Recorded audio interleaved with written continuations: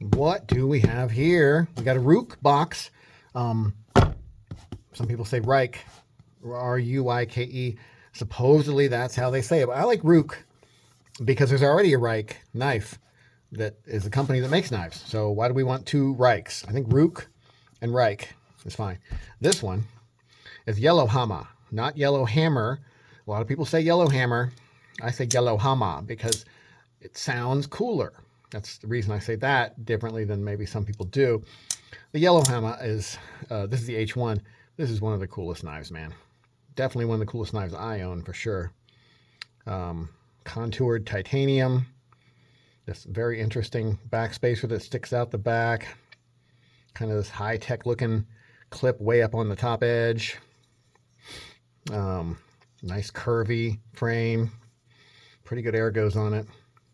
The blade is a recurve. I don't know if you can see that, just a slight recurve, and is very nice and slicey, and also has really sweet thumb studs that kind of look like revolver cylinders.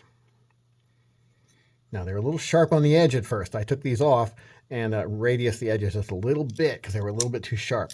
Yeah, I know. Oh, you got baby hands. You're using too much lotion. But no, I don't need uncomfortable knives, really.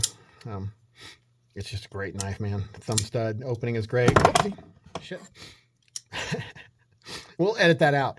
The flipper tab opening is great. Reverse flick, pretty good. It has this weird kind of extra solid feel when it opens. It opens and just, I don't know, maybe it's because the handle's a little light. Is it light? No, it's not really light. Actually, the balance is pretty perfect. So I don't know why it feels like that, but man, when you flip it out, that blade, it just kind of wants to take the whole thing for a ride a little bit. Very cool knife, though. Just excellent work, excellent craftsmanship. Sadly, I don't think the company makes knives anymore, or if they do, it's really limited to how many. Let's get this Ruike open for now, though. Now, this looks like a really big box for a pocket knife, right? Well, that's because it's not a pocket knife. Not at all. It is a fixie. I don't do fixed blades too much, but I'm here at the Iowa Knife Museum, and the Iowa Knife Museum loves fixed blades. So they had this one come in, and I asked if I could open it. Okay, green. Got the nice Ruike tag on it, not Ruike. Maybe it'll say F118. Is there a jet fighter called the 118? F118? I'm going to put it up here if there is. And maybe they'll say how they pronounce their name, and then I'll be wrong. Oh, it's got a little extra little thingy in there. I think it actually said on the front, didn't it? Tactile knives and tools. Fixed by, oh, with multi-tool key. So that's what this is. This is a multi-tool key. Somewhere here. Ah, there we go. Very nice. I guess you can use it for pry bar, opening bolts, something. I don't know. Doesn't matter. This is the knife, though. This is the cool part. So let's get into this guy. Green G10 right away. I can see that's a little, maybe a little bit chunky. Looks pretty thick. Although, I don't know, it's not super thick, but it's thicker than your average folder anyway. Way thicker than this thin boy. Probably a good 0.6 inches, something like that. Well, that's neat. It's got a little bubble right there. Interesting. Man, they did a good job on this milling, though. Look at that. They got little milling lines on it, kind of like micro milling, you would say, but maybe a little bigger than that. So, not micro, not macro. Macro milling? Sure, macro milling. Okay. Nice little thumb pad there to pop it out. Oh, the retention could be a little stiffer. That's a little light. Let's see. Can I shake it out? Well, I don't want to. Okay. No, it's not just flying out, so it's good. Boy, that's a pretty blade. Got a nice swedge across the top. 14C28N. Sandvik steel, very nice. Got a nice long random number right there for something. What is this guy called? I think it has a name. Oh, just the F118, I guess. I wish they would put names on things. Knife makers, you guys need to put names on things. We like names. Even if it's not the greatest name, we like a good name. Boy, that is comfy. Man, that is comfy as hell. This is not a slicey knife. I mean, I'm not going to say it's not good and sharp, but it's not slicey. It has a thick behind the edge feel, a thick blade feel, kind of a big heavy chunker feel. Let me find a piece of paper. So I'm not saying you can't slice things with it. I'm just saying it's not a slicey blade. But it does cut just fine. That is a nice sharp blade, man. Yeah, that's good to go. That's sweet, man. Now, I think this thing is made for rough work. I think it's made for, you know, getting out there and cutting up like drainage pipe, putting it in the ground, stuff like that. That's what I think this guy's for. Man, that is a comfy.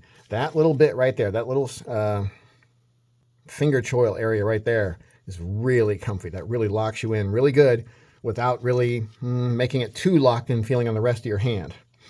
Now, I'm not sure if that little ramp up right there was necessary, but it actually fits my hand perfectly.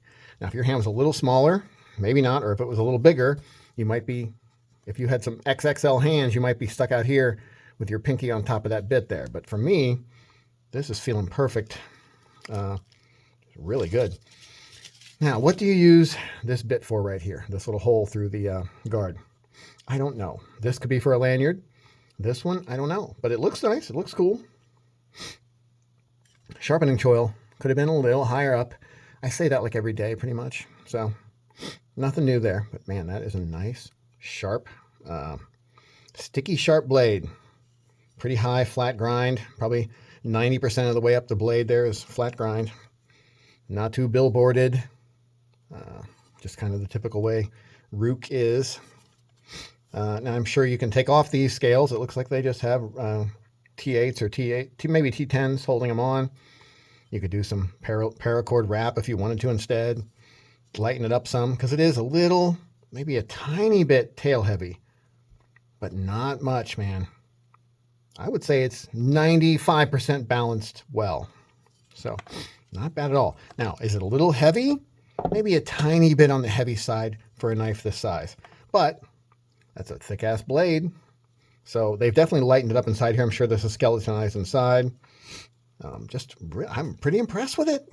Pretty impressed. Ruike has not failed in making a nice, tough feeling fixed blade.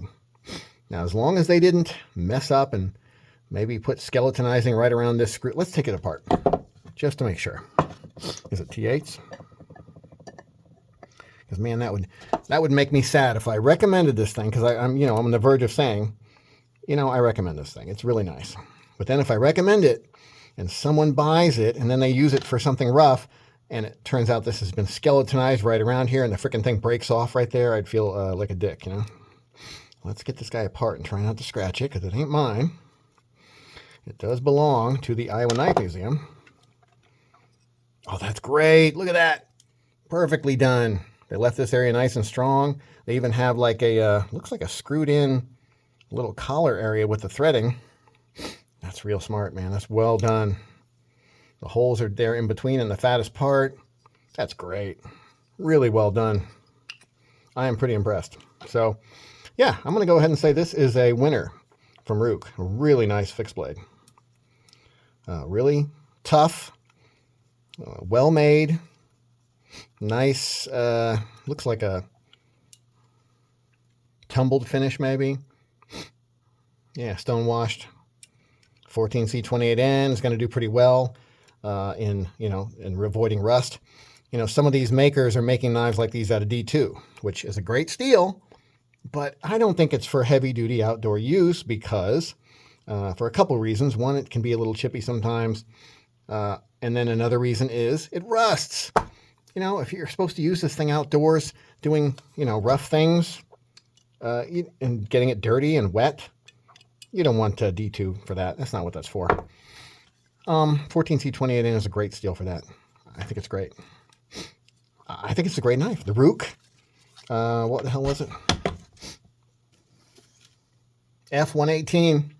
The Ruike F118. Pretty impressive. Good job, Ruike.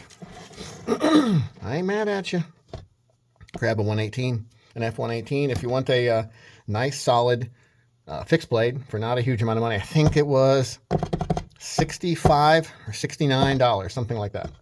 Now, I would like to see it a little cheaper, maybe 10 bucks cheaper. I think would get it in a place where everyone could buy it and it would be in the right place.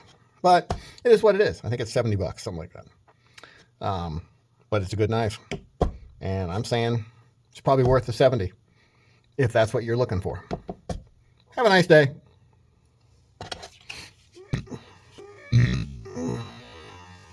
Next episode preview. Let's open it with some modded the spring placement. So there, I don't remember what. Oh, that's right. This is from a company. No, but you got a foam piece in there. It's worth $3 or $4. This is a sweet little thing. I would buy this for $3 or $4. Liners are nicely radiused. Like here's a full-size knife. I think they could have gone a little thinner and I would have been happier. The XT01A. Okay, it's the XT01A. That's not a great name. Oh, have a nice day. Have a nice day.